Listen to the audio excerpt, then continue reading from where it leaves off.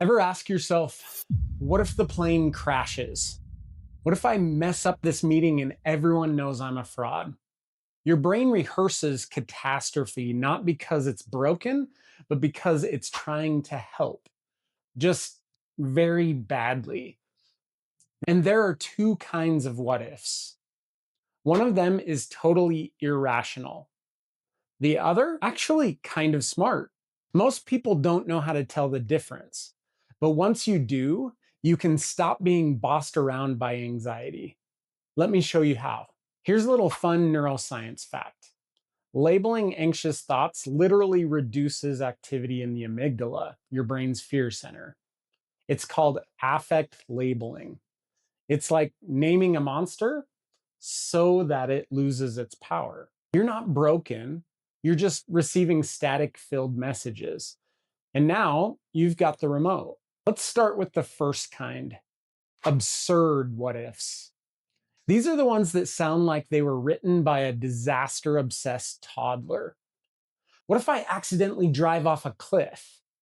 What if I faint and everyone thinks I'm dying?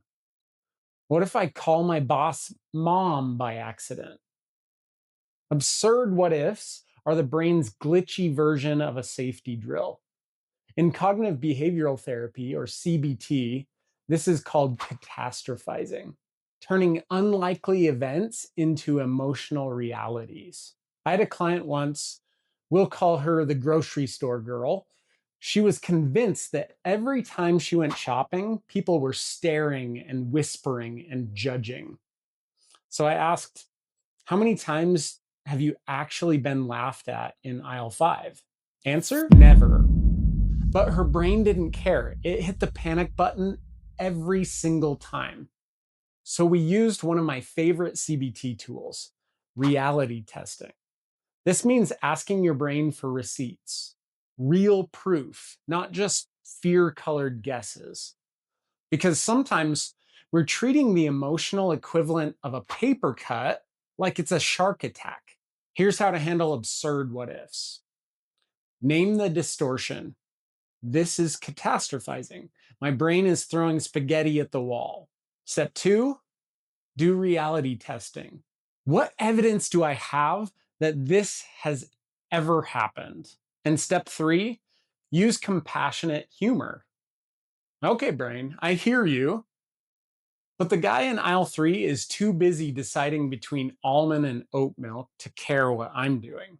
If you wouldn't bet on it in Vegas, don't give it center stage in your mental theater.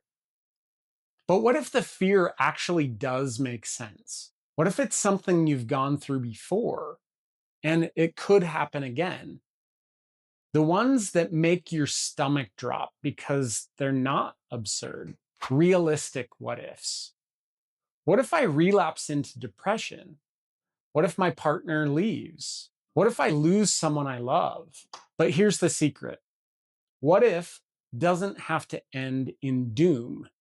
It can end in preparation. Instead of spiraling into what if, try shifting into then what? This is called values-based planning. I had a client who asked, what if I get depressed again? So I asked, if you did, what would you do? She blinked, then said, I'd tell my husband. I'd call my therapist. I'd adjust my workload. I'd get through it. And boom, the fear went from overwhelming to manageable. So try this. Ask, if this happened, how would I respond? Have I ever survived something like this before? And decide, what values would I act from, even in pain, to produce the best possible outcomes? And just like that, your brain stops being a panic siren and becomes a wise planner. Here's the takeaway. Not all what ifs deserve your fear, but every what if deserves your attention. Some need to be gently laughed at, some need to be wisely planned for, but none need to control you. So next time your brain plays the what if game, ask, is this fear absurd or realistic? Respond accordingly with evidence or with a plan. Then breathe, speak truth, live your values, and keep going. In the comments, tell me one what if your brain loves to throw at you and how you're learning to respond. If this helped, please like and subscribe and share with someone who's living in the land of what ifs. I'll see you in the next one.